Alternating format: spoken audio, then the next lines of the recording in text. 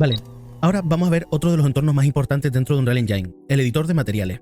Es donde se crean todos los materiales del juego, colores, texturas, superficies brillantes, vidrio, fuego, todo lo que le da aspecto visual a los objetos dentro de cualquier simulador o videojuego. Ahora vamos a crear un material para poder verlo. Aquí tenemos uno ya creado. Una manera de poder crearlo es darle botón derecho, dándole a material, y simplemente tenemos que darle doble clic y aquí ya se nos abriría el editor de materiales. Lo primero que tenemos que ver aquí arriba es el viewport del preview. Aquí es donde puedes ver cómo va quedando todo el material. Se puede poner, en este caso, una esfera o cualquier otro de los elementos que tengamos aquí. Inclusive, si nosotros tenemos un static mesh, aquí nos indica que necesitamos seleccionarlo en el content browser para que luego aquí se pueda visualizar. De momento, generalmente se suele utilizar una esfera para ir trabajando sobre este mismo material. Luego tenemos la zona de los nodos, donde nosotros vamos a ir conectando cualquiera de estos nodos a estas referencias que tenemos aquí. Cada una de estas pestañas que tenemos dentro del New Material, que es el nombre de nuestro material, es lo que representa el comportamiento del mismo. Por ejemplo, aunque ahora no vamos a dar lo que son todo el tema de los materiales, vamos a ver al principio qué es todo lo que nosotros podemos hacer dentro del mismo editor. Cuando ya entremos dentro de fundamentos de materiales, explicaremos para qué sirven cada una de las pestañas que comprende dentro del editor, pero simplemente ahora vamos a ver cómo se podría trabajar con ella de una manera muy simple. En el panel de detalles tenemos todos los detalles que nosotros tenemos que ir trabajando de nuestro material en general, pero al final cada uno de estos paneles va cambiando en base a lo que nosotros tengamos seleccionado, por ejemplo este vector que hemos creado aquí. Una vez que nosotros ya sabemos controlar cualquiera de estos parámetros, tenemos la segunda pestaña, que es la de parámetros. ¿Y esto en qué se diferencia con la pestaña de Details? En este caso son los detalles o aquellos parámetros que nosotros podemos modificar dentro de lo que nosotros ya tenemos predispuesto en aquello que nosotros tengamos seleccionado. Ahora bien, en parámetros son aquellos parámetros que nosotros creemos. Cuando, por ejemplo, creamos un vector, nosotros esto lo podemos llegar a convertir en un parámetro y este parámetro pasa directamente a formar parte de aquello que nosotros podamos modificar para cuando creemos, por ejemplo, instancias de material. Eso ya lo veremos más adelante por si ahora mismo no te suena nada. Así que ahora mismo no te preocupes.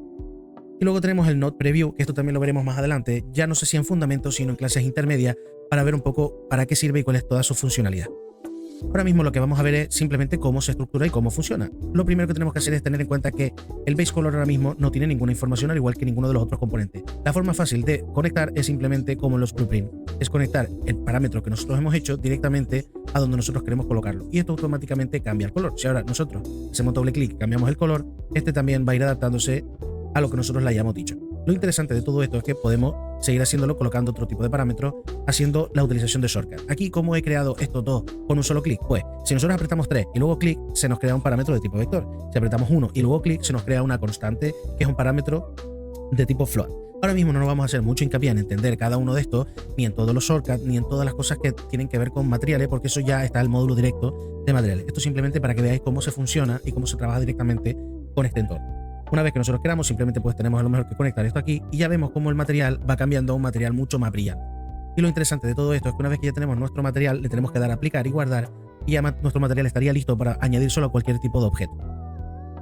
Como mismo pasa en Blueprint, dentro de la programación podemos hacer botón derecho y poder acceder a todas las herramientas que tenemos para la creación, pero también tenemos una pestañita de tipo paleta con la cual nosotros también vamos a poder acceder a todas las funciones que tenemos disponibles para poder trabajar directamente sobre nuestros materiales.